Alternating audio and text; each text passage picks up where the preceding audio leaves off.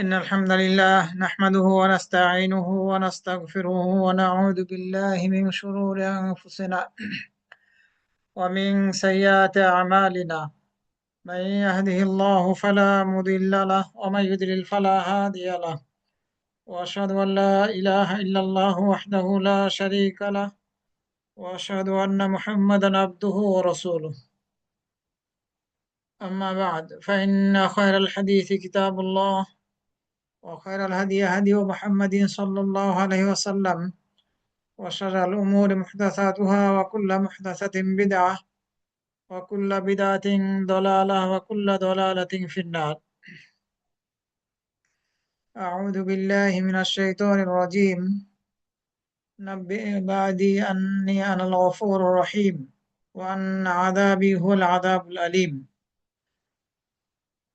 وجاء في حديث عن أنس رضي الله عنه قال قال رسول الله صلى الله عليه وسلم: كل بني آدم خطاء، وخير الخطائين التوابون. رواه الترمذي وابن ماجه والدارمي وغيرهم। যাবতীয় প্রশংসা মহান রব্বুল আলামিনের জন্য। অতঃপর সালাত ও সালাম পাঠ করছি নবী মুহাম্মদ সাল্লাল্লাহু আলাইহি ওয়াসাল্লাম এবং তার সকল অনুসারীদের প্রতি। আল্লাহুম্মা সাল্লি আলাইহি ওয়া আলাইহিম। সম্মানিত ভাই ও বোনেরা, রাসূল সাল্লাল্লাহু আলাইহি ওয়াসাল্লাম একটি হাদিসের মধ্যে বলেছেন যে প্রত্যেক আদম সন্তান পাপী, গুনাহকারী। তবে তাদের মধ্য থেকে, এই গুনাহকারীদের মধ্য থেকে তারাই বেশি উত্তম যারা তওবা করে। পাপ করার পরে, গুনাহ করার পরে যারা তওবা করে তারাই বেশি উত্তম। কিন্তু আমরা পাপ করি কেন? প্রথমত আমি আপনাদের সামনে এই বিষয়টি একটু তুলে ধরতে চাচ্ছি। পাপ করার অনেকগুলো কারণ আছে। মানুষ কেন পাপ করে থাকে, গুনাহ করে কেন, আল্লাহর নাফরমানি করে কেন? এই নাফরমানি করার, পাপ করার বেশ কিছু কারণ আছে। এই কারণগুলো আমি আপনাদের সামনে তুলে ধরবো ইনশাআল্লাহ সংক্ষেপে।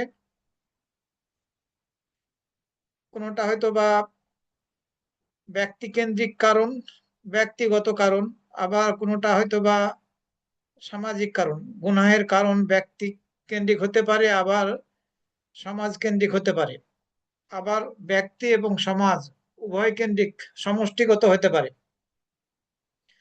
আমরা তখনই পাপ করব যখনই আমরা আল্লাহ রাব্বুল আলামিনের উদ্দেশ্যকে ভুলে যাব।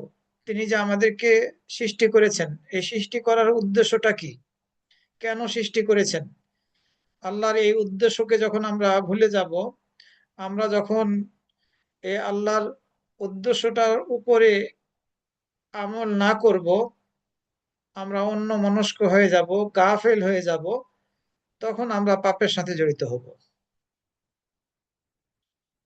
অনেক সময় আমরা হয়তোবা আল্লাহ রাব্বুল আলামিনের সৃষ্টির উদ্দেশ্য সম্পর্কে জানি, জানার পরেও পাপের সাথে জড়িত হই। আমরা শুধুমাত্র তারই ইবাদত করব, এই উদ্দেশ্যেই আমাদেরকে তিনি সৃষ্টি করেছেন।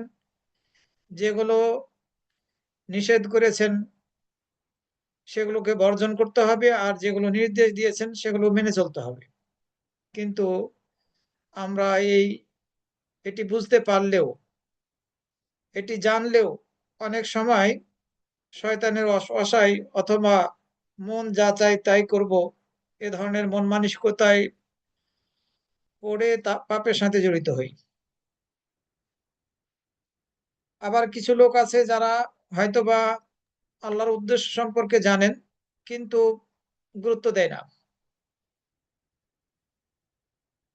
অথবা দুনিয়া নিয়মিতে আছে, দুনিয়া কেন্দ্রিক চিন্তা ভাবনা, আমোদ ফুর্তি নিয়মিত আছে।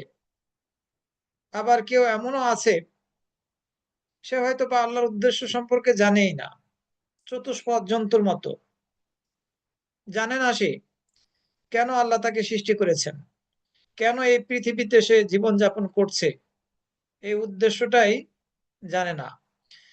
যখন আমরা আল্লাহর এই সৃষ্টির উদ্দেশ্য সম্পর্কে অবগত হওয়ার পরেও সেটাকে মূল্যায়ন না করব, অথবা আমরা এই আল্লাহ সৃষ্টির উদ্দেশ্যের উপরে নিজেদেরকে অবিচল রাখবো না, অটুট রাখবো না, বরং আমরা অন্য পথে ধাবিত হব। অথবা আমরা হয়তোবা আল্লাহর উদ্দেশ্য সম্পর্কে জানি না, এরকমও হতে পারে কারো ক্ষেত্রে। তখন পাপের সাথে আমরা জড়িত হব। এটি একটি কারণ, উদ্দেশ্য সম্পর্কে অমনোযোগিতা।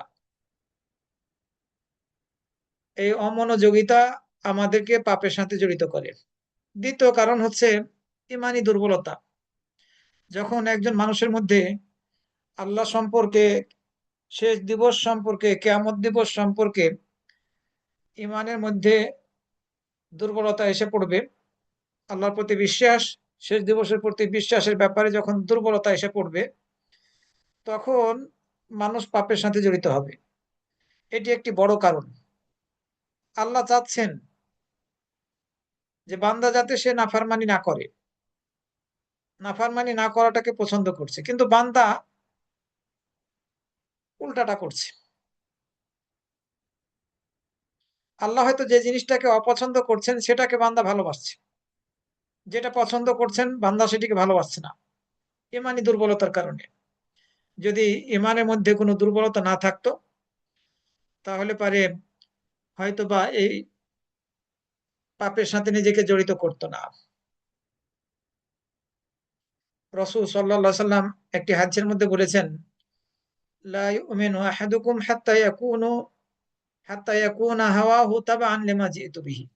তোমাদের কেউ ততক্ষণ পর্যন্ত মুমিন হতে পারবে না যতক্ষণ না তার মনের প্রবৃত্তি আমার আনা দিন ও শরীয়তের অধীন না হবে। নবী সাল্লাল্লাহু আলাইহি ওয়াসাল্লামের মাধ্যমে যে দিন আমাদের নিকটে এসেছে, এই দিন এবং শরীয়তের অনুসারী যদি আমরা না হতে পারি, তাহলে আমরা ইমানদার হতে পারবো না। আসলে যখন মানুষ আল্লাহ নাফরমানি করে, এই নাফরমানি করার সময় সে যেন আল্লাহকে দেখে না। আর যারা সওয়াবের ভাগীদার হয় সৎ কাজ করার কারণে, আল্লাহর আনুগত্য করার কারণে, এই আনুগত্যকারীদের নেকিটাও যেন সে দেখে না। আর যারা আল্লাহর নাফরমানি করে, নাফরমানি করার কারণে তারা যে শাস্তির সম্মুখীন হবে, এটাও যেন সে দেখে না। সে শুধুমাত্র গুনাহের মাধ্যমে যে মজাটা পাবে, আনন্দ ফুর্তি করতে পারবে, সেটাই হয়তো বা দেখছে। সে একটা ফাঁদের মধ্যে নিজেকে জড়িয়ে রেখেছে। যেমন একটা চড়ুই পাখি কোনো একটা জায়গায় যখন ফাঁদ পাতা থাকে তাকে ধরার জন্য, তখন ওই জায়গাতে যে দানাগুলো দেওয়া আছে, ওই দানাটাই শুধু দেখতে পায়, ফাঁদটা আর দেখে না। তো আমাদের অবস্থাটাও হয়ে গেছে এরকমই। আমরা ইমানের দিক থেকে এমন ভাবে দুর্বল হয়ে পড়েছি যে আমরা ওই ফাঁদ দেখছি না, দুনিয়ার এই আমোদ ফুর্তিটাকে দেখতেছি।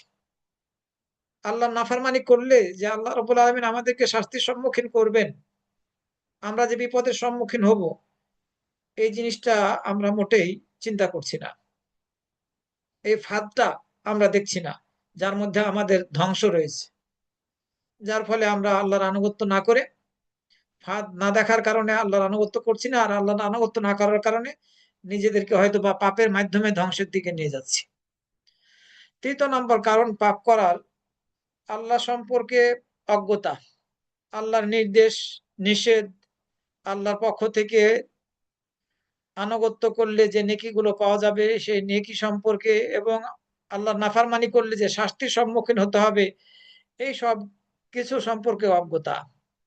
আল্লাহ সম্পর্কে অজ্ঞতা, তার নির্দেশ, তার নিষেধ, তার পক্ষ থেকে যে নেকি দেওয়া হবে সেটির ব্যাপারে, তার পক্ষ থেকে যে শাস্তির সম্মুখীন হতে হবে এটিরও ব্যাপারে আমরা অজ্ঞ।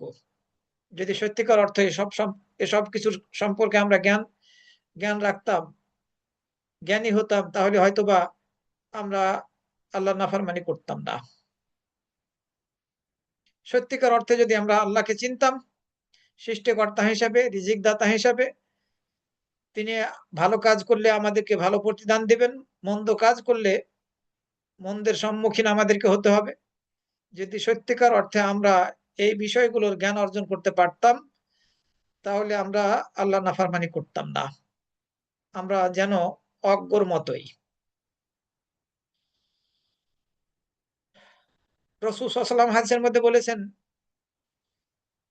এক সময় জ্ঞানকে উঠিয়ে নেওয়া হবে, এটি কিয়ামতের আলামতের অন্তর্ভুক্ত, আর অজ্ঞতা ছড়িয়ে পড়বে। মদ পান করা হবে, জেনা, ব্যভিচার বিস্তৃতি লাভ করবে সমাজের মধ্যে। বুখারী এবং মুসলিম শরীফের হাদিস। বুখারী শরীফের ৮০ আর মুসলিম শরীফের ৬,৬৭৮ নম্বর হাদিস। তো জ্ঞান উঠিয়ে নেওয়া হবে। বর্তমানে আমরা যদি একটু লক্ষ্য করি, বিগত শতাব্দীতে যেসব আলিমরা ছিলেন, তা তাদের ওই মানের আলেম বর্তমান সময়ে এই নতুন শতাব্দীতে নেই। শেখ আলবানী, শেখ ইবনে বাজ, শেখ হুসাইমিন রহমতুল্লাহ রহিমাহুমুল্লাহ, উনাদের মতো আলেম বর্তমানে কেউ নেই। আলেমদেরকে উঠিয়ে নেওয়ার দ্বারা আল্লাহ রাব্বুল আলামিন আমাদের থেকে জ্ঞানকে উঠিয়ে নিচ্ছেন। ফলে হয়তো বা আমাদের মাঝে অজ্ঞতা ছড়িয়ে পড়ছে, এটাই বাস্তবতা। আর যখনই সমাজের মধ্যে অজ্ঞতা ছড়িয়ে পড়বে, তখনই মানুষ পাপের সাথে জড়িত হবে। পাপকে আর পাপ মনে করবে না, জ্ঞান না থাকার কারণে। রাসূল সাল্লাল্লাহু আলাইহি সাল্লাম অন্য হাদিসের মধ্যে বলেছেন, ইন্না মিন আশরাতিস সাআতি আন ইউলতামাসাল ইলমু ইনদাল আসাগির। কিয়ামতের একটি অন্যতম আলামত হচ্ছে যে বেদাতীদের নিকটে জ্ঞান অর্জন করা। যারা আহলুল বেদআ, এই বেদাতীদেরকে বলা হয়েছে আল আসাগির। ইমাম আবু হানিফা রাহমাতুল্লাহ আলাইহির ছাত্র আব্দুল্লাহ ইবনে আল মুবারক রাহিমাহুল্লাহ বলছেন, ইনদাল আসাগির, এই আসাগির অর্থ হচ্ছে আহলুল বেদ। বেদাতীদের নিকট থেকে যখন জ্ঞান অর্জন করা হবে, তখন মনে করতে হবে যে কিয়ামত সন্নিকটে, কারণ এটি একটি কিয়ামতের আলামত। কিয়ামতের আলামত হচ্ছে এটি। সিলসিলা সহিহার ৬৯৫ নম্বর হাদিস এটি সহিহ সূত্রে বর্ণিত হয়েছে। সম্মানিত ভাই ও বোনেরা, সুতরাং আমরা যে অজ্ঞতার মাঝে আছি, এই অজ্ঞতা থেকে আমাদেরকে বের হয়ে আসতে হবে। সমাজের মধ্যে আমাদের প্রত্যেকেরই সমাজের মাঝে ভালো আছে, আবার মন্দ আছে। আমরা ভালোটা জেনে বুঝে গ্রহণ করব, আবার মন্দটাকে আমরা ত্যাগ করব। যে কোনো ইবাদতের মাঝে হাদিস অনুযায়ী আমল আছে, আবার হাদিস বিরোধী আমল আছে। সুন্নাহ মাফিক আমল আছে, আবার সুন্নাহ বিরোধী বেদাতি আমল আছে। যে কোনো ইবাদতের মাঝে আমরা যদি সাবধানতা অবলম্বন না করি, এই বেদাত থেকে বাঁচার জন্য কিছু জ্ঞান অর্জন না করি, তাহলে হয়তো বা আমাদেরকে বিপদের সম্মুখীন হতে হবে। বেদাতটা একটা বড় পাপ। বেদাতের সাথে জড়িত হওয়ার দ্বারা আমরা নিজেদেরকে বিপদের সম্মুখীন করব। হতে পারে কিয়ামত দিবসে আমরা রাসূল সাল্লাল্লাহু আলাইহি ওয়াসাল্লামের হাউজে কাউসার থেকে পানি পান করার সুযোগ লাভ করব না। আমরা রাসূল সাল্লাল্লাহু আলাইহি ওয়াসাল্লামের শাফাআতের অন্তর্ভুক্ত হতে পারবো না। হতে পারে আমাদের এই আমলগুলো, যে আমলগুলোর সাথে বিদআত মিশ্রিত হচ্ছে, এই আমলগুলো কবুলই হবে না। সুতরাং শরীয়তের যেসব বিষয়গুলো আমরা দৈনন্দিন আমল করছি ইবাদত হিসাবে, সেগুলোর ব্যাপারে জ্ঞান আমাদেরকে অর্জন করতেই হবে বেদাত থেকে বাঁচার জন্য। তাওহীদকে বুঝতে হবে শিরক থেকে বাঁচার জন্য। সুন্নাত সম্পর্কে জ্ঞান অর্জন করতে হবে বিদআত থেকে বাঁচার জন্য। আর তাওহীদ সম্পর্কে জ্ঞান অর্জন করতে হবে শিরক থেকে বাঁচার জন্য। সম্মানিত ভাই বোনেরা, আরো একটি পাপ করার কারণ হচ্ছে শয়তানের ওয়াসওয়াসার অনুসরণ করা। শয়তান হয়তোবা কুমন্ত্রণা দিচ্ছে, ওয়াসওয়াসা দিচ্ছে, তার ওয়াসওয়াসায় পড়ে অনেক ব্যক্তি হয়তোবা পাপের সাথে জড়িত হচ্ছে। শয়তান মানুষের রগে রগে চলতে পারে, রক্তনালী দিয়ে চলতে সক্ষম। সুতরাং এই শয়তান যাতে আমাদেরকে ধোঁকা না দিতে পারে, এই দুনিয়া দ্বারা বিভিন্ন, এই দুনিয়ায় যেসব কর্মের দ্বারা আমোদ প্রমোদ করা যায়, সেগুলোর দ্বারা শয়তান যাতে আমাদেরকে ধোঁকা না দিতে পারে, এ ব্যাপারে আমাদেরকে সজাগ থাকতে হবে। যখনই মনের মাঝে এরকম কোনো কিছুর উদয় হবে যে এই জিনিসটা আমি করলে হয়তোবা খুব আনন্দ পাবো, তখনই আমাদেরকে বুঝতে হবে এই আনন্দ আমাদেরকে চিরস্থায়ী জীবনের জন্য উপকার বয়ে আনবে না। এই আনন্দ দুনিয়ার ক্ষণস্থায়ী আনন্দ চিরস্থায়ী জীবনের জন্য আমাদের সুখ শান্তি এনে দেবে না। সুতরাং এই দুনিয়াবি আনন্দ থেকে, ফুর্তি থেকে, যেগুলো পাপের অন্তর্ভুক্ত, সেগুলো থেকে আমাদেরকে বেঁচে থাকতে হবে। শয়তান থেকে আমাদেরকে সাবধানতা অবলম্বন করতে হবে। শয়তান আমাদের জন্য দুশমন। সূরা আল ফাতিরের 6 নম্বর আয়াতের মধ্যে আল্লাহ রাব্বুল আলামিন বলছেন, ইন্না শাইতানা লাকুম আদুউন ফাত্তাখিযুহু আদুওয়া, নিশ্চয় শয়তান তোমাদের শত্রু, কাজেই তাকে শত্রু হিসেবেই গণ্য করো। সে তো তার দলবলকে ডাকে শুধু এজন্য যে তারা তারা যেন পরিজ্বলিত আগুনের অধিবাসী হয়। শয়তান ডাক দেয় তার দল, তার অনুসারীদেরকে, তারা যাতে প্রজ্বলিত আগুনের অধিবাসী হয়। সুতরাং আমাদেরকে শয়তানের অসওয়াসার ব্যাপারে সতর্ক থাকতে হবে। অনেক সময় আমরা হয়তোবা বুঝতে পারি না শয়তান কি রূপে আমাদের মাঝে আসছে। জিনের রূপ, জিন হিসেবে আসতে পারে, মানুষের রূপ ধরে জিন আসতে পারে, আবার মানুষ রূপেও শয়তান আসতে পারে। শয়তান বিভিন্ন ভাবে আসতে পারে। মানুষ শয়তানের দায়িত্বটা পালন করতে পারে, আবার শয়তান মানুষের রূপ ধারণ করে, জিন মানুষের রূপ ধারণ করে সে মানুষকে বিভ্রান্ত করতে পারে। সুতরাং আমাদেরকে সর্ব অবস্থায় সাবধানতা অবলম্বন করতে হবে, কোনোভাবেই যাতে আমাদের মাঝে শয়তান অনুপ্রবেশের সুযোগ না পায়। ইবনুল কাইয়্যিম আল জাওজিয়া রাহিমাহুল্লাহ উনি বলেছেন যে 3 দিক থেকে শয়তান মানুষের মাঝে আসে। একজন এক বান একজন বান্দার মাঝে শয়তান 3টি পথ দিয়ে প্রবেশ করার চেষ্টা করে। 1 নম্বরে হচ্ছে আল ইসরাফুল ফিল মুবাহাত, হালাল জিনিস বৈধ, কিন্তু সেক্ষেত্রে অপচয় করছি। এই অপচয় করার দ্বারা শয়তান আমাদেরকে আল্লাহর নাফরমানি করায়। অপচয় করাটাও কিন্তু জাহান্নামে যাওয়ার অন্যতম একটি কারণ। আর আরেকটি পথ হচ্ছে যখন আল্লাহকে স্মরণ করা আমরা বাদ দিয়ে দিব, অন্যমনস্ক হয়ে যাব, তখন এই পথ দিয়ে শয়তান আসে। আল্লাহর জিকির থেকে অন্যমনস্ক বানানোর চেষ্টা করে শয়তান। এবং আরো একটি পথ হচ্ছে যেটার ব্যাপারে আমার কোনো প্রয়োজন নেই, যেখানে কোনো কথা বলার প্রয়োজন নেই, অথচ অনাধিকার চর্চা করে সেখানে কথা বলছি। যেটা করা উচিত না সেটা করছি। যে জায়গায় কোনো কথা বলা উচিত না সে জায়গায় কথা বলছি। নিজের উপরে এমন কিছু চাপিয়ে নিচ্ছি যেটা আমার নিজের উপরে, নিজের সাথে এটার কোনো সম্পৃক্ততা ছিল না। এ পথেও শয়তান অনেক সময় আমাদেরকে অসহসা দিয়ে, কুমন্ত্রণা দিয়ে পাপের সাথে যুক্ত করে ফেলে। সুতরাং শয়তানের অসহসা থেকে আমাদেরকে বেঁচে চলতে হবে, কর্মক্ষেত্রে হোক অথবা কথার ক্ষেত্রে হোক, সকল ক্ষেত্রেই। আবু হুরায়রা রাদিয়াল্লাহু আনহু থেকে বর্ণিত হয়েছে, যখন আদম সন্তান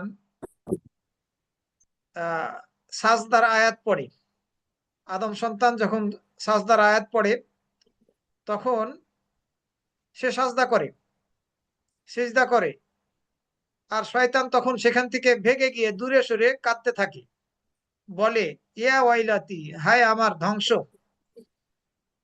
আদম সন্তানকে নির্দেশ দেওয়া হলো সিজদা করার, সে সিজদা করে জান্নাতি হয়ে গেল, আর আমাকে সিজদা করার নির্দেশ দেওয়া হলো, আমি নাফরমানি করে জাহান্নামী হয়ে গেলাম। আমার জন্য জাহান্নাম, আমার জন্য জাহান্নাম।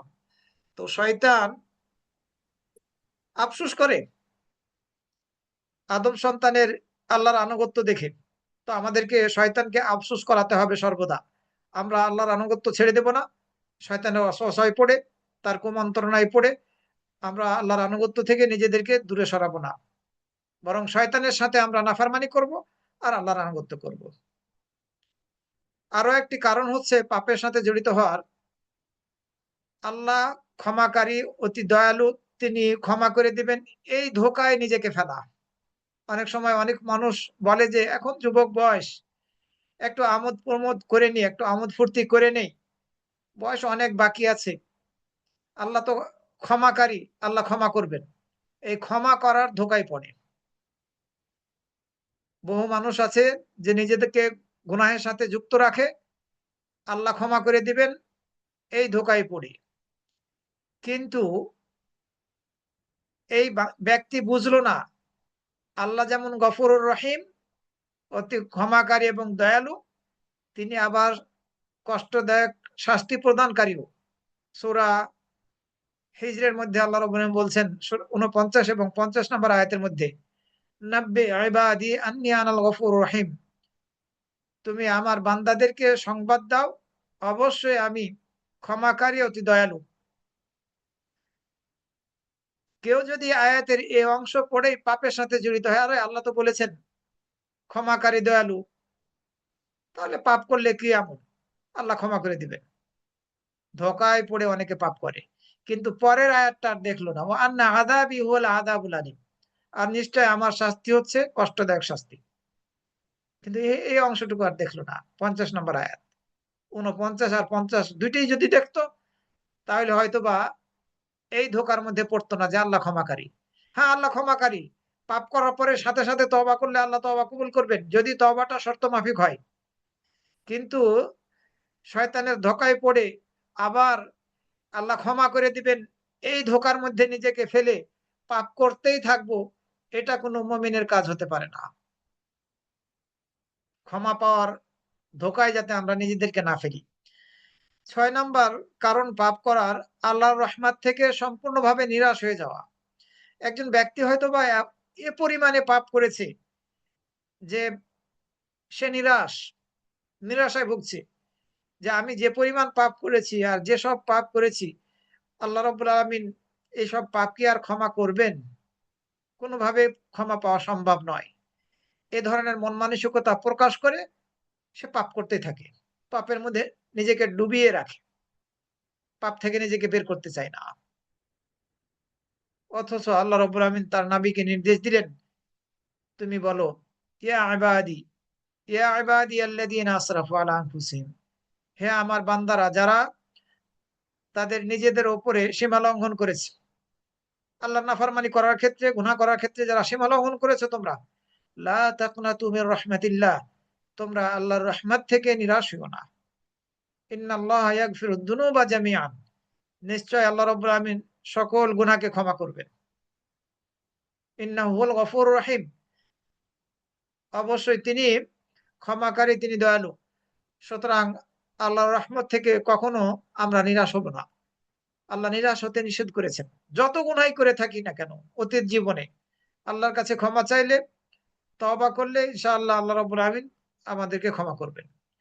গুনাহ করার 7 নম্বরের কারণ হচ্ছে আল্লাহর আল্লাহ যে তকদির লিখে রেখেছেন, এই তকদিরের দ্বারা দলিল গ্রহণ করা। অনেক মানুষ আছে যারা এই তকদিরের দ্বারা দলিল গ্রহণ করে যে আল্লাহ আমার ভাগ্যে যদি হেদায়েত লিখে রেখে থাকেন, তাহলে আমি হেদায়েত পাবো। গুনাহ থেকে যদি মুক্তি আমাকে দেওয়ার কথা লিখে রেখে থাকেন, তাহলে আমি গুনাহের সাথে জড়িত হব না। তিনি চাইলে আমাকে হেদায়েত দিবেন আর আমি হেদায়েত লাভ করব। এটা তো তকদিরে যা কিছু লেখার তা তো লেখাই আছে। এই তকদিরের দ্বারা দলিল গ্রহণ করে থাকে। কিন্তু এটা কোনোভাবেই গ্রহণযোগ্য না। বাস্তবতার বিপক্ষে অবস্থান গ্রহণ করা হয়। বাস্তবতা থেকে নিজেকে অন্য অন্যদিকে তাড়িয়ে নিয়ে যাওয়া হয় এই মন মানসিকতা প্রকাশ করার মাধ্যমে। যখন দুনিয়াবি কিছু আসে, তখন কিন্তু সে তকদিরের কথা বলে না। অসুস্থ হলে আমার ভাগ্যে যদি সুস্থতা আল্লাহ লিখে রেখে থাকেন, তাহলে সুস্থ হয়ে যাব, না থাকলে হব না। ডাক্তারের কাছে যাওয়ার দরকার নাই, ওষুধও খাওয়ার দরকার নাই, এক্ষেত্রে সেটা বলে না। যখন ক্ষুধা লাগে, তখন সে এই তকদিরের দ্বারা দলিল গ্রহণ করে না। ভাগ্যে যদি আমার থাকে এই ক্ষুধা নিবারণের বিষয়টি, তাহলে খেলেও ক্ষুধা নিবারণ হবে আর না খেলেও ক্ষুধা নিবারণ হবে। তখন তকদিরের দ্বারা দলিল গ্রহণ করে না। তৃষ্ণার্ত হয়েছে, পানি পান করলেও তৃষ্ণা মিটবে, না করলেও তৃষ্ণা মিটবে, আল্লাহ যদি ভাগ্যে লিখে রেখে থাকেন, তখন কিন্তু দলিল গ্রহণ করে না। দুনিয়াবি ব্যাপারে খুব স্বার্থপর। আর যখন আখেরাতের কথা আসে, জান্নাত জাহান্নামের কথা আসে, তখন সে ওই তকদির দিয়ে দলিল গ্রহণ করে। আর তকদিরের উপরে দলিল গ্রহণ করে সে নিজেকে পাপের সাথে জড়িত রাখে, কোনোভাবে গ্রহণযোগ্য না। গ্রহণযোগ্য না।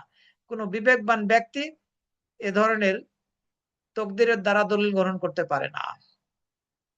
তকদিরে কি লেখা আছে আমরা তো জানি না। আমাদেরকে আল্লাহর আনুগত্য করেই চলতে হবে। কখনো যাতে আমরা আল্লাহর নাফরমানি না করি, এ ব্যাপারে আমাদেরকে সচেষ্ট থাকতে হবে। কোনোভাবে আল্লাহর পথ থেকে আমরা বিচ্যুত হব না, আর শয়তানের ধোঁকায় পড়ে আমরা তকদিরের দ্বারা দলিল গ্রহণ করে পাপের সাথে নিজেদেরকে জড়িত রাখবো না। 8 নম্বরের গুনাহ করার কারণ হচ্ছে আল ইহতিজাজ বিহুসনিন নিয়া, ভালো নিয়াতের দ্বারা দলিল গ্রহণ করে পাপ করা।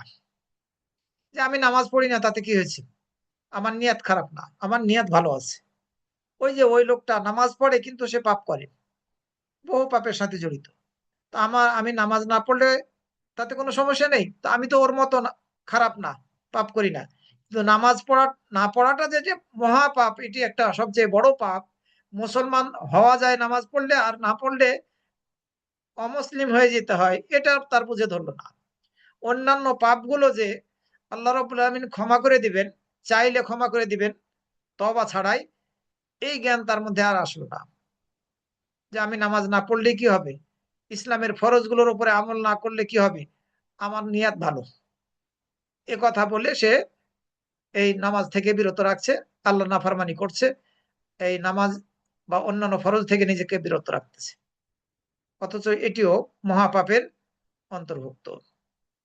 আর আল্লাহ রাব্বুল আলামিন নির্দেশ দিচ্ছেন কোরআন মাজিদের মধ্যে, সূরা আল আনামের মধ্যে, ওয়াদারু যাহিরাল ইসমি ওয়া বাতিনাহ ইন্নাল্লাযীনা ইয়াকসিবুনাল ইসমা সায়ুজজাউনা বিমা কানু ইয়াকতারিফুন।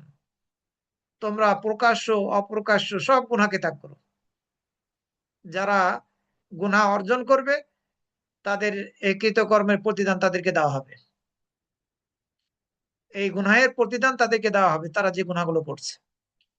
সুতরাং আমার নিয়াত ভালো, আমি নামাজ না পড়লে কি হবে, আমি রোজা না রাখলে কি হবে, আমার উপরে হজ ফরজ হয়েছে, না হজ না করলে কি হবে, আমি ওই হাজী সাহেব আর ওই নামাজের মতো খারাপ কাজ করি না। নামাজ না পড়াটা যে এটি খারাপ কাজের অন্তর্ভুক্ত, ওই চুরি করার চেয়েও যে এটি বেশি ভয়াবহ, মিথ্যা কথা বলার চেয়েও যে এটি বেশি ভয়াবহ, এটি আর বুঝলো না। 9 নম্বরের কারণ হচ্ছে পাপের সাথে জড়িত হওয়ার তুলুল আমাল, দীর্ঘ আশা আকাঙ্ক্ষা।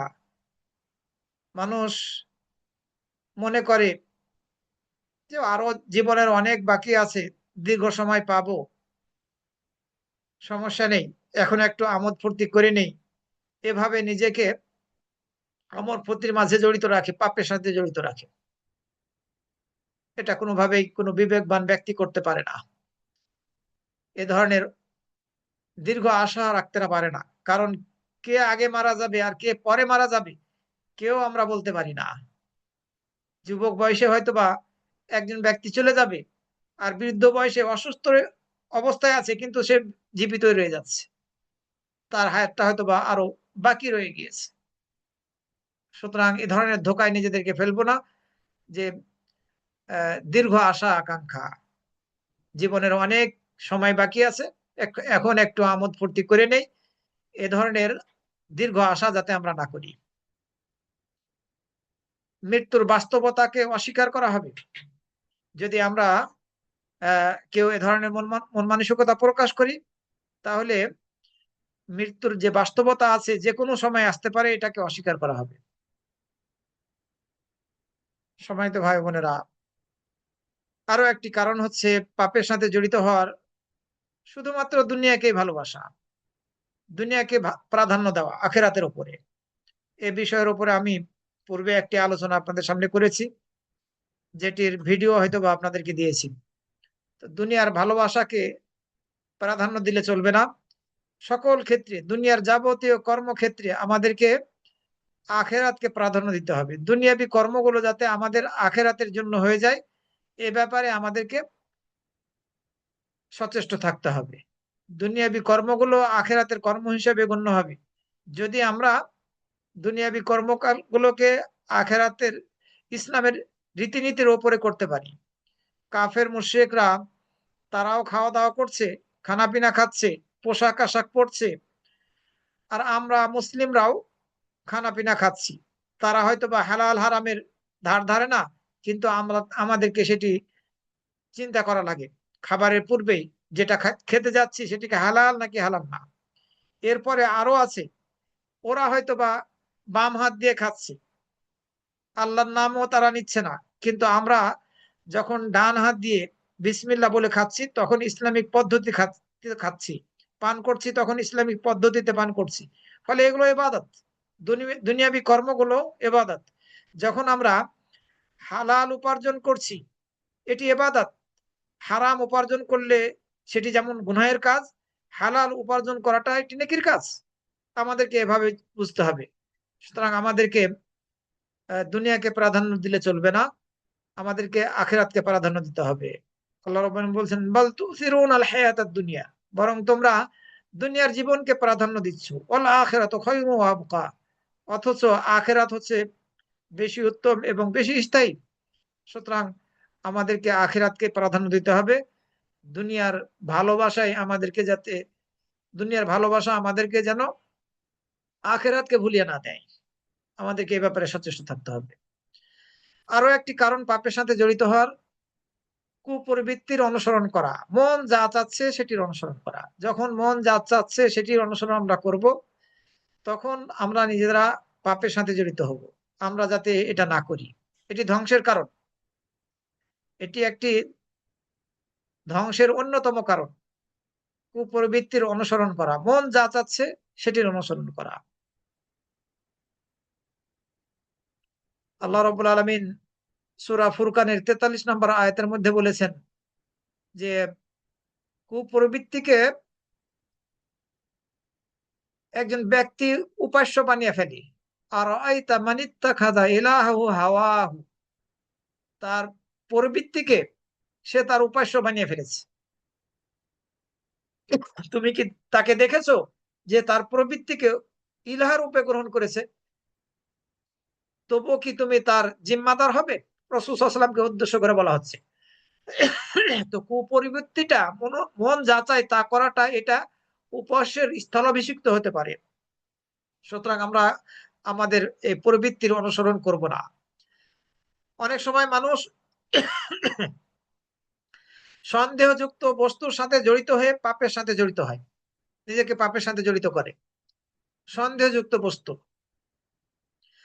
আল্লাহ রাব্বুল রাসূল সাল্লাল্লাহু আলাইহি ওয়াসাল্লাম হাদিসের মধ্যে বলেছেন হালাল সুস্পষ্ট, হারাম সুস্পষ্ট, আর এই দুইয়ের মাঝে অনেক অস্পষ্ট সন্দেহযুক্ত বস্তু রয়েছে। কিন্তু সেই সন্দেহযুক্ত বস্তুগুলো সম্পর্কে বহু মানুষই জানে না। যে ব্যক্তি এই সন্দেহযুক্ত বস্তুগুলো থেকে বেঁচে থাকলো, সে তার দিনকে এবং মান ইজ্জতকে সে রক্ষা করতে পারলো। আর যে সন্দেহযুক্ত বস্তুর মাঝে নিজেকে ফেললো, সন্দেহযুক্ত বস্তুর সাথে নিজেকে জড়িত করলো, সে নিজেকে হারামের সাথে যুক্ত করলো। সুতরাং অনেক সময় আমরা সন্দেহযুক্ত বস্তুর সাথে নিজেদেরকে যুক্ত করার কারণে পাপের সাথে জড়িত হই, পাপ করে বসি। অথচ রাসূল সাল্লাল্লাহু আলাইহি ওয়াসাল্লাম হাদিসের মধ্যে বলছেন দা মা ইউরিবুকা ইলা মা লা ইউরিবুক, আও দা মা ইয়ারিবুকা ইলা মা লা ইয়ারিবুক। তুমি সেই জিনিসকে ছেড়ে দাও যেটি তোমাকে সন্দেহের মধ্যে ফেলেছে, সন্দেহযুক্ত বস্তুকে তুমি ত্যাগ করো, আর যেটির মধ্যে সন্দেহ নেই সেটিকে তুমি ধারণ করো। সুতরাং সন্দেহযুক্ত বস্তু আমরা সর্বদা ত্যাগ করব, তা না হলে হয়তোবা আমরা নিজেদেরকে পাপের সাথে, হারামের সাথে যুক্ত করে ফেলবো। পাপ করার আরো একটি কারণ অহংকার। অহংকারের বশবর্তী হয়ে অনেকে পাপ করে থাকে। আল্লাহ রাব্বুল আলামিন সূরা বাকারার 206 নম্বর আয়াতের মধ্যে বলছেন ওয়াইদা কিলা লাহুমুত্তাকিল্লাহ আখাদাতুহুল ইজ্জাতু বিল ইসম ফাহাসবুহু জাহান্নাম ওয়া লাবিসাল মিহাদ। আর যখন তাকে বলা হয় আল্লাহর তাকওয়া অবলম্বন করো, তখন তার আত্মাভিমান, অহমিকা তাকে পাপাচারে লিপ্ত করে। তার অহমিকা, অহংকার তাকে পাপাচারে লিপ্ত করে। অথচ আল্লাহ তাকওয়া অবলম্বন করতে বললেন, কাজেই জাহান্নামই হচ্ছে তার জন্য যথেষ্ট। নিশ্চয় তা নিকৃষ্ট বিশ্রাম স্থল। এই জাহান্নাম নিকৃষ্ট বিশ্রাম স্থল সেই ব্যক্তির জন্য যে ব্যক্তি অহংকারী, অহংকার করে পাপের সাথে জড়িত হয়। এটা সাধারণত মূলত কাফের এবং মুনাফিকদের চরিত্র, মুমিনদের চরিত্র এটি হতে পারে না। একজন মানুষের, আব্দুল্লাহ ইবনে মাসউদ রাদিয়াল্লাহু আনহু বলছেন, একজন মানুষের গুনাহ করার জন্য এতটুকুই যথেষ্ট যে সে তার ভাইকে বলল, ইত্তাকিল্লাহ, তুমি আল্লাহকে ভয় করো। তখন সেই ভাই, যাকে উপদেশ দেওয়া হলো, সেই ভাই বলল, আলাইকা বিনাফসিক মিসলুকা ইউসিনি, তুমি তোমার নিজের চরকায় তেল দাও, তোমার মতো ব্যক্তি আমাকে আবার উপদেশ দেয়। এ কথা বলে পাপের সাথে জড়িত থাকে। অনেক বেদাতিরা আছে যারা এই ধরনের উক্তি করে থাকে। আর আব্দুল্লাহ ইবনে মাসউদ রাদিয়াল্লাহু আনহু বললেন, কাফা বিল মারি ইসমান, একজন ব্যক্তির গুনাহ করার জন্য এতটুকু যথেষ্ট, সে যখন তার ভাইকে বলল আল্লাহকে ভয় করো, সে বলল, আলাইকা বিনাফসিকা, তুমি তোমাকে নিয়ে ব্যস্ত থাকো, তুমি তোমার নিজের চরকায় তেল দাও। মিসলুকা ইউসিনি, তোমার মতো ব্যক্তি আমাকে আবার উপদেশ দেয়। তো এই জন্য আমাদেরকে অহংকার করলে চলবে না, অহংকার থেকে বেঁচে থাকতে হবে। অহংকার অনেক সময় অনেক পাপের সাথে জড়িত করে। অনেক সময় আমরা যারা আল্লাহর নাফরমানি করে, এই নাফরমানদের সাথে যুক্ত থাকার কারণে হয়তো বা পাপের সাথে জড়িত হয়ে পড়ি। মন্দ লোকদেরকে সঙ্গী হিসাবে, খারাপ লোকদেরকে সঙ্গী হিসাবে গ্রহণ করার কারণে আমরা পাপের সাথে জড়িত হয়ে পড়ি। এই জন্য যারা খারাপ লোক, বিদআতি এবং বিভিন্ন ধরনের পাপের সাথে জড়িত, এইসব লোকদের সংস্পর্শ থেকে আমাদেরকে বেঁচে থাকতে হবে। পারলে তাদেরকে সৎ কাজের আদেশ দিতে হবে, অসৎ কাজ থেকে নিষেধ করতে হবে। আর যদি কোনো কাজ না হয়, আমাদের পক্ষে সম্ভব না হয় এই দায়িত্ব পালন করা, তাহলে তাদের সঙ্গী আমরা হব না। কেউ যদি কারো সম্পর্কে জিজ্ঞাসা করে যে অমুক ব্যক্তি কেমন, কোন ব্যক্তি সম্পর্কে আপনি জিজ্ঞাসা করলেন যে এই ব্যক্তিটা কেমন, তখন আপনি যদি বলেন যে ওই ব্যক্তিটা কেমন আমি তোমাকে বলে দেব, ওই ব্যক্তি কাদের সাথে উঠবোস করে তাদের সম্পর্কে বলো। কাদের সাথে উঠবোস করে, ওই ছুটির দিনে নাইট ক্লাবে যারা যায় তাদের সাথে চলাফেরা করে কিনা। তোমার ওই ব্যক্তি যদি তাদের সাথে উঠবোস করে, তাহলে সে তাদেরই অন্তর্ভুক্ত, খারাপ লোকদের অন্তর্ভুক্ত। আর যদি তাদের সাথে উঠবস না করে, ভালো লোকদের সাথে চলে, তাহলে ভালো। কোনো ব্যক্তি সম্পর্কে প্রশ্ন করা হলে তার তাকে দেখতে হবে যে তার আশপাশে কারা চলে, সে কাদের সাথে উঠবস করে। তারা যদি ভালো হয়, তাহলে ইনশাআল্লাহ ওই ব্যক্তিটা ভালো হওয়ার সম্ভাবনা বেশি। আর যদি তারা খারাপ হয়, পাপী হয়, গুনাহকারী হয়,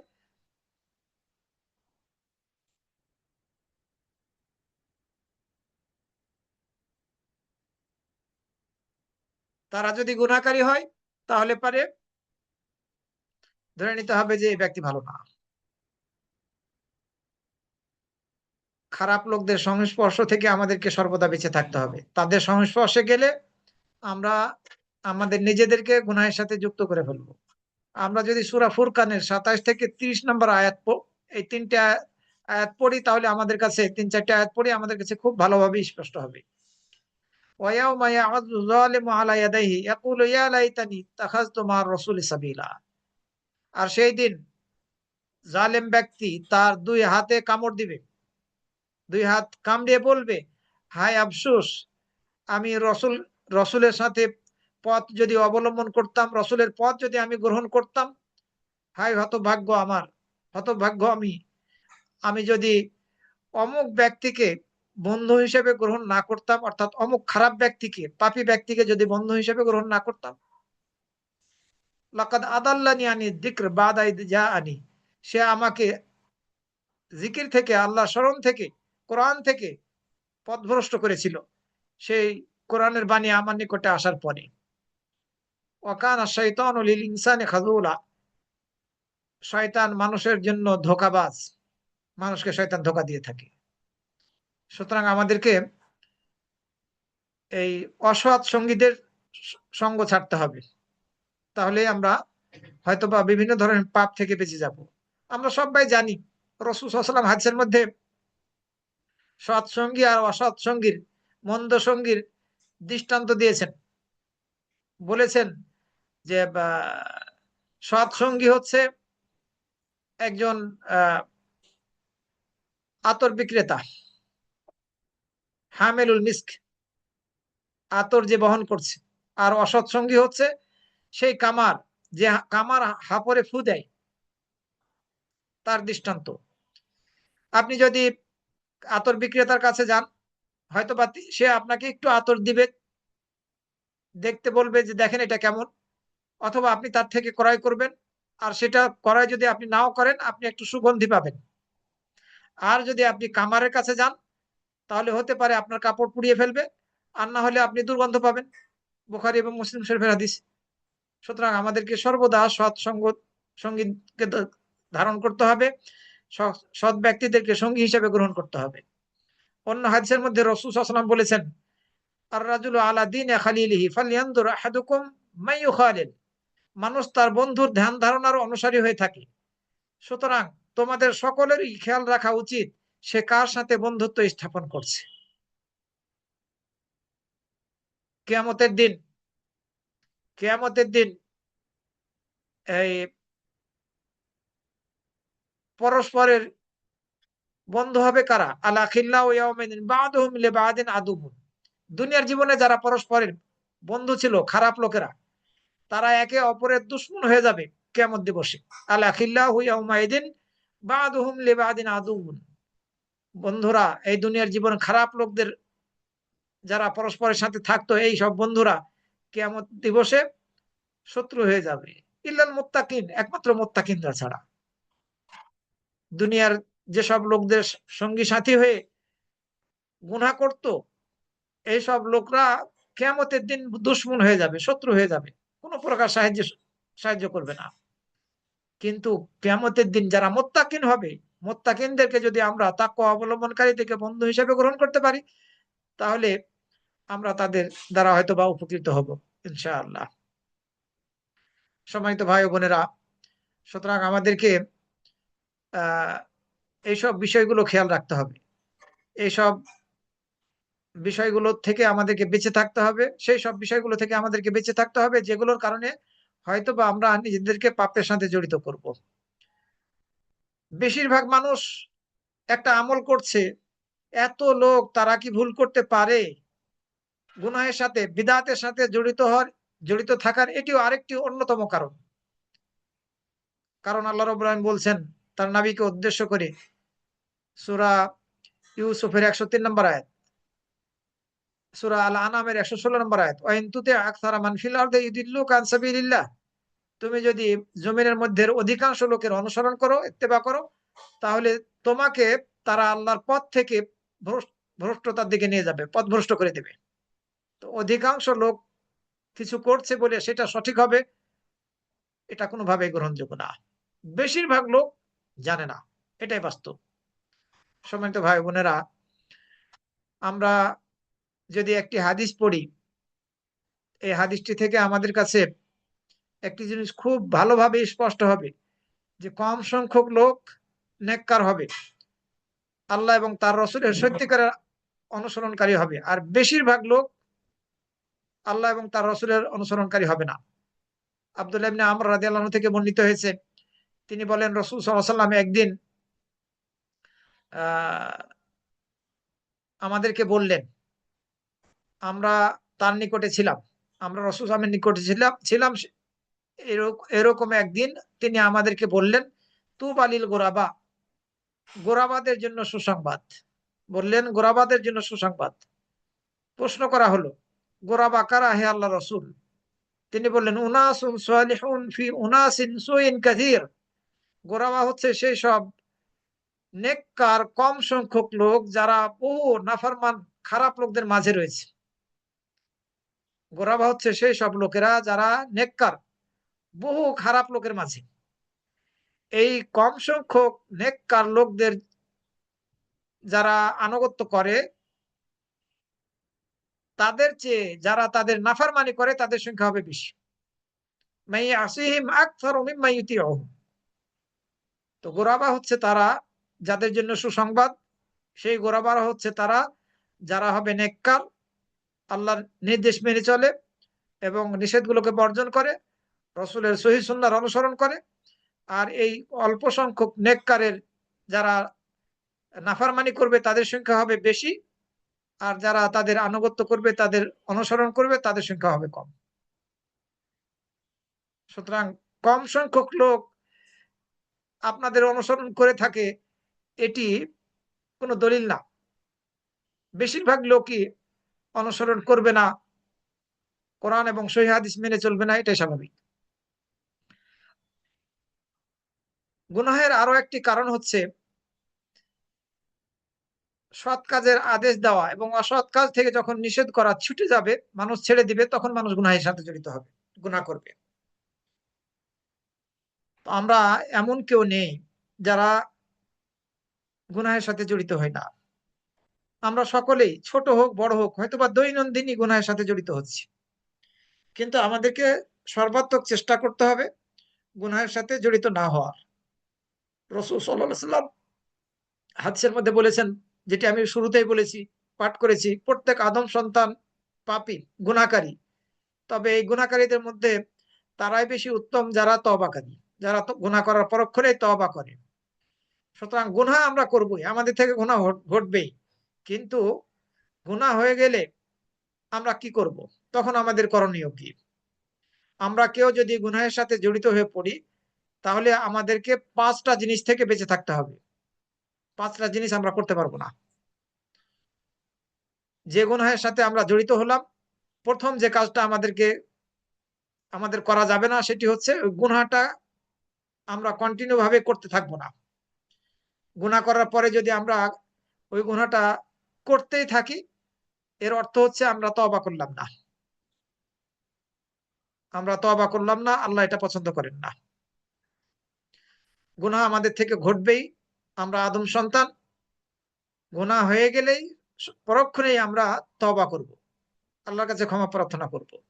আর তওবা না করা, ক্ষমা প্রার্থনা না করাটা হচ্ছে আহ গুনাহ করেই চলা। তা আমরা যখনই গুনাহের সাথে জড়িত হব, ছোট গুনাহ হোক অথবা বড় গুনাহ হোক, পরক্ষণেই আমরা তওবা করব, আল্লাহর কাছে ক্ষমা চাবো। আল্লাহ রাব্বুল আলামিন রাতের বেলা তার হাতকে প্রসারিত করেন দিনের বেলা গুনাহকারীর তওবা কবুল করার জন্য।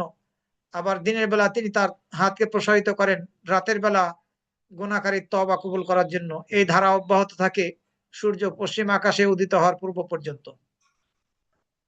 আবার আল্লাহ রাব্বুল আলামিন সূরা নূরের ৩১ নম্বর আয়াতের মধ্যে মুমিনদেরকে আল্লাহর নিকটে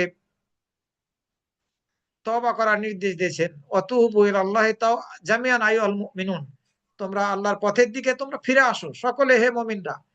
আশা করা যায় তোমরা সফল কাম হবে। সুতরাং যখনই আমরা ভুল করে ফেলবো, কোনো পাপ করে বসবো, তখনই পরক্ষণেই আমরা অনুতপ্ত হয়ে আল্লাহর কাছে তওবা করব, ক্ষমা প্রার্থনা করব। আমরা ওই গুনাহটা যাতে অব্যাহত ভাবে করতেই না থাকি। দ্বিতীয় যে কাজটি করা যাবে না গুনাহের সাথে জড়িত হলে, ওই গুনাহ করার পরে আনন্দিত হওয়া যাবে না, খুশি হওয়া যাবে না। কারণ যে ব্যক্তি গুনাহ করে কাঁদে আর যে ব্যক্তি হাসে, এই ২ ব্যক্তি কোনোভাবেই সমান নয়। একজন ব্যক্তি গুনাহ করে সে কাঁদছে, আরেকজন গুনাহ করার পরে সে হাসছে। ২ ব্যক্তি সমান হতে পারে না। সুতরাং গুনাহ আমাদের থেকে হয়ে গেলে আমরা যাতে এই গুনাহ করার পরে আনন্দিত না হই, বরং আমাদেরকে লজ্জিত হতে হবে, অনুতপ্ত হতে হবে। আর রাসূল সাল্লাল্লাহু আলাইহি ওয়াসাল্লাম হাদিসের মধ্যে বলেছেন, আন-নাদামু আত-তাওবাহ, অনুতপ্ত হওয়াই হচ্ছে তওবা। আপনি যখন গুনাহ করার পরে এই মন মানসিকতা প্রকাশ করবেন যে আমি যে অপরাধ করলাম, যে পাপ করলাম, আমার পরিত্রাণ কোথায়? আমি কিভাবে এই পাপ থেকে নিজেকে মুক্ত করব? কোনো উপায় নেই আমার। হে আল্লাহ, আমি তোমার কাছে এই পাপ থেকে মুক্তির জন্য প্রার্থনা করছি। তুমি আমাকে ক্ষমা করে দাও। তুমি ছাড়া আর কোনো আশ্রয়স্থল আমার নেই। সুতরাং আমাদেরকে তওবা করার পরে, গুনাহ করার পরে খুশি হওয়া যাবে না। আমাদেরকে তওবা করতে হবে অনুতপ্ত হয়ে। আয়েশা রাদিয়াল্লাহু আনহাকে উদ্দেশ্য করে রাসূল সাল্লাল্লাহু আলাইহি ওয়াসাল্লাম বললেন, "ইন কুনতে আলমামতি বিদামবিন", তুমি যদি গুনাহ করার ইচ্ছা পোষণ করো বা তুমি যদি কোনো গুনাহ করে ফেলো, তাহলে তুমি আল্লাহর কাছে ক্ষমা প্রার্থনা করো। ফাইন্নাত তাওবাতা মিনাদ দামবি আন-নাদামু ওয়াল ইস্তিগফার। কেননা গুনাহ থেকে তওবা করার অর্থই হচ্ছে অনুতপ্ত হওয়া এবং ক্ষমা প্রার্থনা করা। ৩ নাম্বার যে কাজটি আমরা গুনাহ করার পরে করতে পারবো না সেটি হচ্ছে প্রকাশ করব না। গুনাহ করেছি সেটি গোপনেই রেখে দেব এবং সেটি গোপনেই আল্লাহর কাছে ক্ষমা চেয়ে নিব তওবা করার মাধ্যমে। আল্লাহর পথের দিকে ফিরে আসবো এবং ক্ষমা প্রার্থনা করে সেই গুনাহ থেকে নিজেকে মুক্ত করে নিব। অন্যের সামনে এই গুনাহটা প্রকাশ করব না। যদি আমরা গুনাহ করার পরে গুনাহটাকে প্রকাশ করে ফেলি তাহলে আল্লাহ কিন্তু ক্ষমা করবেন না। গুনাহ তো করলাম আবার সেটা অন্যের সামনে প্রকাশ করছি। এই কাজ করেছি, ওই কাজ করেছি। অনেক সময় কিছু অহংকারী নেতা এ ধরনের কথা বলে, ওকে তো দুনিয়া থেকে উড়িয়ে দিলাম।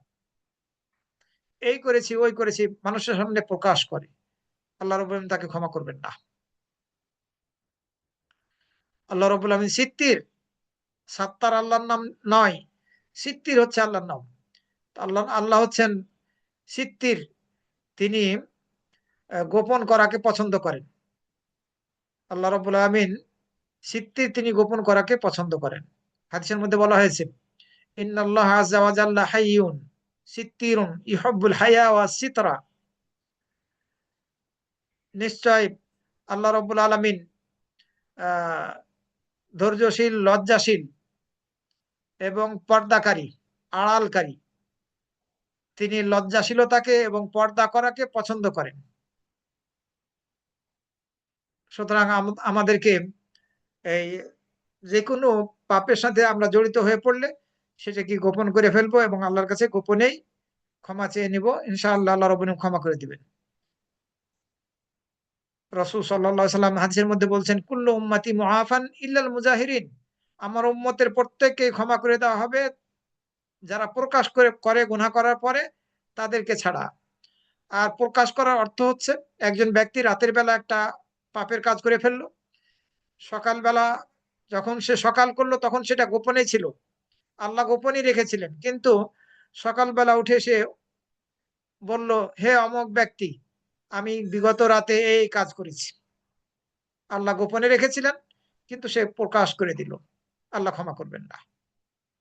আমরা যদি পাপ করার পরে, গুনাহ করার পরে গোপন রাখতে পারি আর গোপনে আল্লাহর কাছে ক্ষমা চেয়ে নেই, তাহলে আল্লাহ রাব্বুল আলামিন আমাদেরকে ক্ষমা করে দিবেন।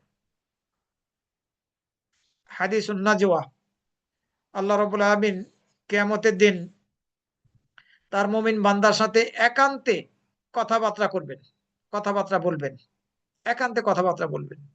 বলবেন, আমিলতা কাযা ওয়া কাযা, অন্যের সামনে না। তুমি এই কাজগুলো করেছিলে, অর্থাৎ এই পাপগুলো তুমি করেছিলে। স্বীকৃতি আদায় করে নিবেন আল্লাহ রাব্বুল আলামিন। বান্দা বলবে হ্যাঁ। আবার বলবেন, তুমি এই পাপ করেছিলে। বান্দা বলবে হ্যাঁ, আমি এই পাপ করেছিলাম। স্বীকৃতি আদায় করবেন, স্বীকার করিয়ে নিবেন। এরপরে আল্লাহ রাব্বুল আলামিন বলবেন, ইন্নী সাতারতু আলাইকা ফিদ দুনিয়া। এই পাপ আমি দুনিয়াতে তোমার জন্য গোপন রেখেছিলাম, আর আজকে আমি তোমাকে ক্ষমা করে দিলাম। এই যদি আমরা আমরা আমরা পাপ করার পরে গোপন রাখতে পারি, গোপনে আল্লাহর কাছে ক্ষমা চেয়ে নিই, আল্লাহ কিয়ামতের দিন আমাদেরকে বেইজ্জত করবে না। বেইজ্জত করবে না, কোনোভাবে আল্লাহ বেইজ্জত করবেন না। রাসূল সাল্লাল্লাহু আলাইহি সাল্লাম অন্য হাদিসের মধ্যে বলেছেন, মান সাতারা মুসলিমান সাতারাহুল্লাহু ইয়াউমাল কিয়ামা। আপনি আপনার নিজের পাপ তো গোপন করলেন, অন্যের পাপ সম্পর্কে আপনি জানেন। তার পাপটা যদি আপনি গোপন করেন তাহলে কিয়ামতের দিন আপনার পাপ আল্লাহ গোপন করে ফেলবেন, আল্লাহ ক্ষমা করে দিবেন আপনাকে। যে ব্যক্তি কোনো মুসলিমের কোনো পাপকে, গোপনীয়তাকে গোপন করলো, আল্লাহ রাব্বুল আলামিন কিয়ামত দিবসে তার গোপনীয়তাকে গোপন করবেন। এছাড়া রাসূল সাল্লাল্লাহু আলাইহি ওয়াসাল্লাম হাদিসের মধ্যে বলেছেন যে, তোমরা মুসলিমদের গীবত করো না আর মুসলিমদের গোপনীয়তার পিছু নিও না। কেননা যে ব্যক্তি মুসলিমদের গোপনীয়তার পিছু নেয়, আল্লাহ তার গোপনীয়তার পিছু নেন। আর আল্লাহ যার গোপনীয়তার পিছু নেয় তাকে তার বাড়ির মধ্যে হলেও বেইজ্জত করেন, অপমানিত, অপদস্থ করেন। সুতরাং আমরা কখনো কোনো ব্যক্তির গোপনীয়তার পিছু নিব না। রাসূল সাল্লাল্লাহু আলাইহি সাল্লাম অন্য হাদিসের মধ্যে বলেছেন, মান সাতারা আওরাতা আখিহিল মুসলিম সাতারাল্লাহু আওরাতাহু ইয়াউমাল কিয়ামা। যে ব্যক্তি তার মুসলিম ভাইয়ের গোপনীয়তাকে গোপন করবে এই দুনিয়াতে, আল্লাহ রাব্বুল আলামিন তার গোপনীয়তাকে কিয়ামতের দিন গোপন করবেন।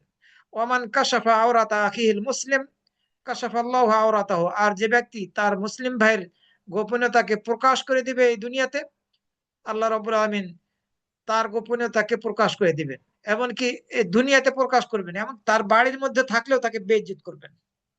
খুব কঠিন কথা।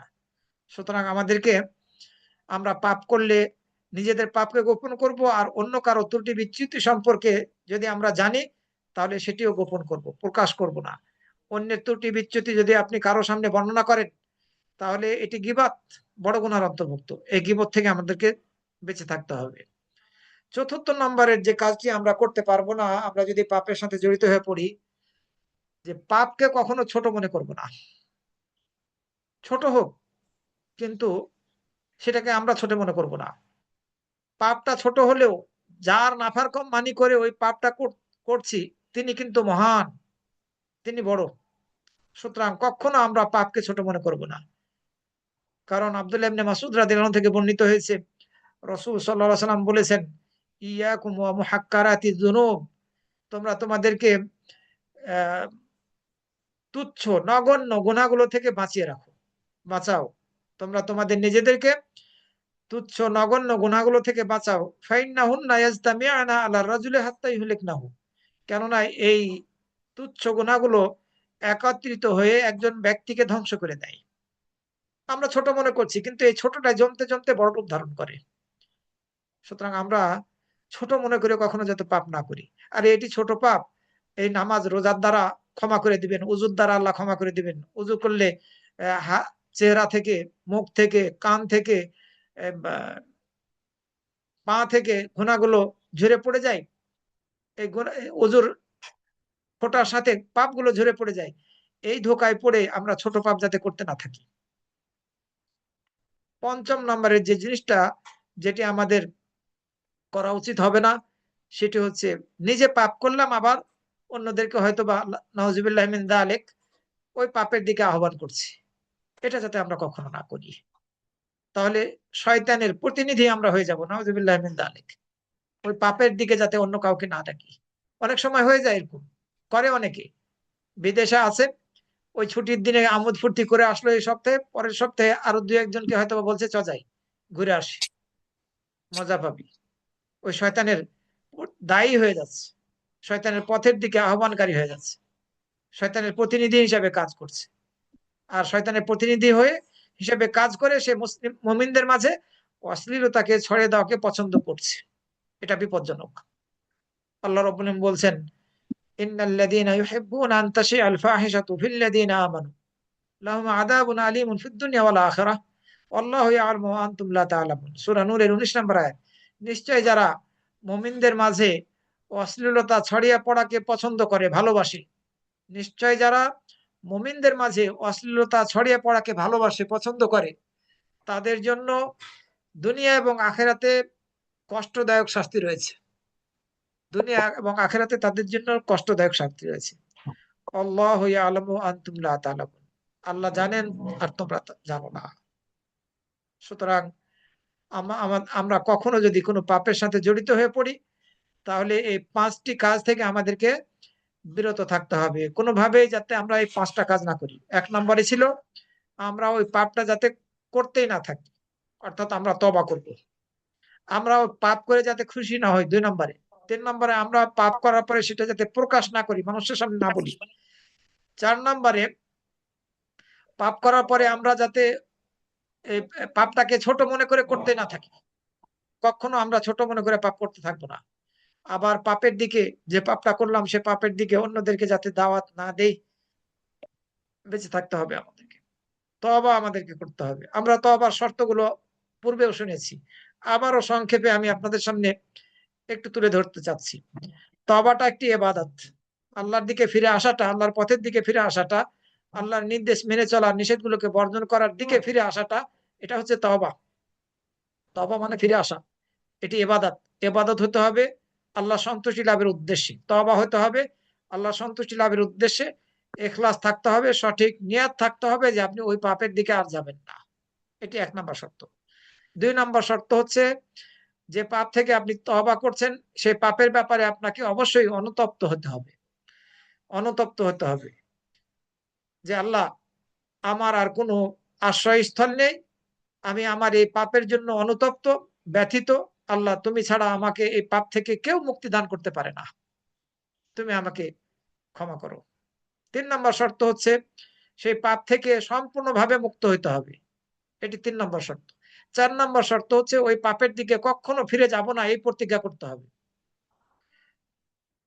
5 নম্বরের শর্ত হচ্ছে যে সময়ের মধ্যে তওবা কবুল হবে সে সময়ের মধ্যে তওবা কবুল করতে হবে। মৃত্যুর গড়গড়া যখন এসে পড়েছে, আত্মাটা বেড়ে যাচ্ছে, ওই সময় বিপদ আঁচ করে আপনি তওবা করবেন না, আপনার তওবা তখন কবুল হবে না।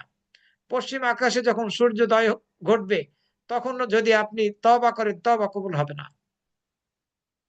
সুতরাং যে সময়ে তওবা কবুল হবে ওই সময়ের মধ্যে আমাদেরকে তওবা করতে হবে। 6 নম্বরের শর্ত হচ্ছে মানুষের হক নষ্ট করে থাকলে তার কাছে ক্ষমা চাইতে হবে। ভাই বোনের হক নষ্ট করে থাকলে, বোন ভাইয়ের হক নষ্ট করে থাকলে, বাবা ছেলে মেয়ের হক নষ্ট করে থাকলে, অথবা ছেলে মেয়েরা বাবার হক নষ্ট করে থাকলে ক্ষমা চাইতে হবে। আর কারো হক জবরদখল করে থাকলে সেটা ফিরিয়ে দিতে হবে, অথবা ক্ষমা চাইতে হবে তার কাছে।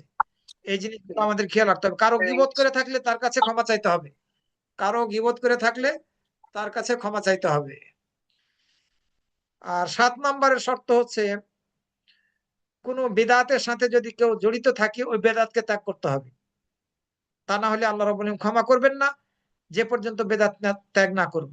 রাসূল সাল্লাল্লাহু আলাইহি সাল্লাম হাদিসের মধ্যে বলেছেন, ইন্নাল্লাহ হাজাবাত তাওবাতা আন কুল্লি সাহিবি বিদআতিন হাত্তা ইয়াদা বিদআতাহু। নিশ্চয় আল্লাহ রাব্বুল আলামিন আহ, প্রত্যেক বেদাতির তওবার পথকে, দরজাকে বন্ধ করে দিয়েছেন যে পর্যন্ত সে বেদাত না ত্যাগ করবে। সুতরাং আমাদের আমলের মধ্যে যেসব বেদাতি কর্মকাণ্ড আছে, আমল আছে, যেগুলো সহিহ দলিল ভিত্তিক নয়, সেগুলোকে আমাদেরকে ত্যাগ করতে হবে। তাহলে আমরা তওবা করলে আল্লাহ রাব্বুল আলামিন তওবা কবুল করবেন।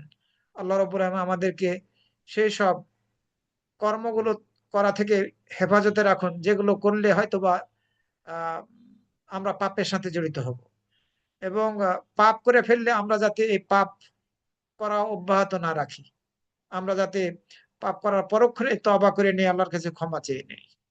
আল্লাহ রাব্বুল আলামিন আমাদের সবাইকে শর্ত মাফিক তওবা করার তৌফিক দান করুন।